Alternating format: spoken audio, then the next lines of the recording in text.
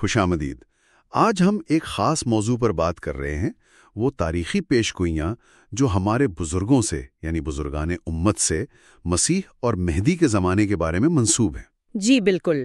ہمارے پاس جو مواد ہے نا، اس میں کئی صدیوں کے اقوال جمع ہیں، تو دیکھتے ہیں کہ یہ جو تاریخی انتظار تھا، یہ بعد کے دعووں اور واقعات سے کیسے ملتا ہے یا کیسے جوڑا جاتا ہے۔ جی، اور یہ مواد کئی اہم علماء کے حوالوں سے بھرا پڑا ہے۔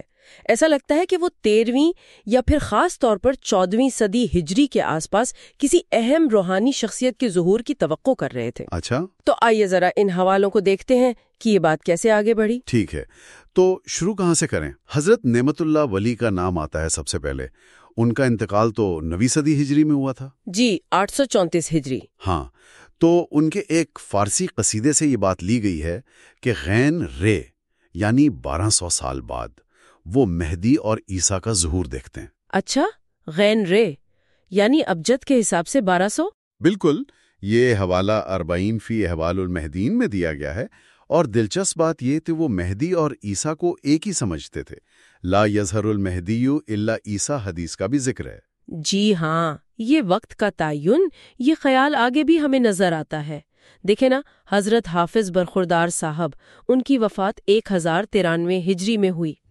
ان کے ایک کلمی نسخے انواع کا حوالہ دیا جاتا ہے کہ 1000 سال کے بعد 13ویں صدی میں مہدی آئیں گے۔ اچھا، پہلے 1200 سال، پھر 13ویں صدی کا ذکر آ گیا۔ جی، پھر شاہ ولی اللہ محدث دہلوی، وفات 1175 ہجری۔ انہوں نے تو خود اپنی کتاب التفہیمات الالہیہ میں لکھا کہ میں محسوس کرتا ہوں زمانہ قریب آ گیا ہے۔ یہ تو بہت بڑی شخصیت تھے۔ بالکل، اور نواب صدیق حسن خان صاحب نے تو حجج الکرامہ میں ان سے 1268 ہجری کا سال بھی منسوب کیا ہے۔ اسی طرح شاہ عبدالعزیز صاحب، وفات 1239 ہجری، انہوں نے بھی 40 میں 1200 سال کے بعد کی طرف ہی اشارہ کیا تھا۔ تو یہ تو ایک واضح پیٹرن لگ رہا ہے، مطلب 13ویں صدی ہجری پر کافی زور ہے۔ اتنا 14ویں صدی کے شروع تک آتے آتے اور بھی زیادہ واضح ہوتی جاتی ہے۔ کیسے؟ دیکھیں، ایک حوالہ شیخ علی اصغر البروجنوی کا ہے، پیدائش 1231 ہجری۔ ان سے نور الانوار میں منسوب ہے کہ انہوں نے سرغی میں ایک انقلاب کی پیش گوئی کی۔ سرغی؟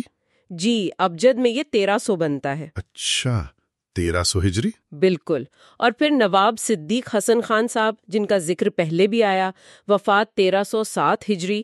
انہوں نے تو بہت کھل کر حجج الکرامہ اور ترجمان وہابیہ میں لکھا کہ مہدی 1200 ہجری کے بعد اور 1400 سے پہلے آئیں گے، یعنی 14ویں صدی؟ جی، بلکہ انہوں نے 14ویں صدی کے بالکل آغاز یعنی 1301 ہجری یا 1884 عیسوی کے قریب کا وقت بتایا۔ یہ تو بہت اسپیسیفک ہو گیا۔ اور بات یہی نہیں رکی ہوگی۔ نہیں، بالکل نہیں، عین 14ویں صدی کے شروع میں یعنی 1301 ہجری میں نواب نور الحسن خان صاحب نے اختراب الساعت میں لکھا کہ امید ہے چند سال میں مہدی آ جائیں گے۔ اللہ اکبر! اسی سال 1301 ہجری میں علامہ عبدالحی لکھنوی نے حدیث الغاشیہ میں لکھا کہ 14ویں صدی تو شروع ہو گئی ہے، اب دیکھیں مہدی کس سال آتے ہیں۔ تو یہ انتظار تو بہت شدید تھا اس وقت۔ جی، شدید تھا۔ آگے چلیں، 1306 ہجری میں حکیم سید محمد حسن صاحب نے کواکب دریا میں تقریباً 1327 ہجری میں آمد کی امید ظاہر کی۔ پھر 1310 ہجری میں مولانا عبدالغفور صاحب نے النجم الثاقب میں لکھا کہ البتہ زمانہ بعثت مہدی کا یہی ہے۔ بالکل واضح الفاظ میں۔ جی، اور یہاں تک کہ کافی بعد میں 1912 عیسوی میں خواجہ حسن نظامی صاحب نے کتاب الامر میں لکھا کہ مہدی کے ظہور کے نشانات تو بالکل واضح ہیں اور زمانہ بہت قریب ہے۔ تو یہ جو سارا مواد ہے، یہ ان تمام صدیوں کی توقعات کو کہاں لا کر جوڑتا ہے؟ اس کا نچوڑ کیا ہے؟ دیکھیں، یہ مواد جو ہمارے سامنے ہے، یہ ان تمام تاریخی پیش گوئیوں اور اس شدید انتظار کو براہ راست حضرت مرزا غلام احمد قادیانی صاحب کے دعوے سے جوڑتا ہے۔ اچھا، جنہوں نے اسی دور میں یعنی 19ویں صدی کے آخر اور 20ویں کے شروع میں مسیح موعود اور مہدی ہونے کا اعلان کیا۔ ٹھیک۔ اور مواد خاص طور پر ایک آسمانی نشان کا ذکر کرتا ہے، رمضان 1311 ہجری، جو مارچ اپریل 1894 عیسوی بنتا ہے۔ ہاں، وہ چاند اور سورج گرہن والا واقعہ۔ جی بالکل، چاند اور سورج کا گرہن۔ اسے دارالقطنی کی ایک حدیث کی تکمیل کے طور پر پیش کیا جاتا ہے، جس میں سے سچے مہدی کی ایک خاص نشانی بتایا گیا تھا۔ اور اہم بات یہ کہ یہ نشان عین 14ویں صدی ہجری میں ہوا، جس کا اتنے بزرگ ذکر کر رہے تھے۔ بالکل، عین اسی متوقع زمانے میں، اور خود مرزا غلام احمد صاحب کا قول تحفہ گوہرویہ سے نقل کیا گیا ہے کہ اس نشان نے صدی متعین کر دی ہے، زمانے کا تعین کر دیا ہے۔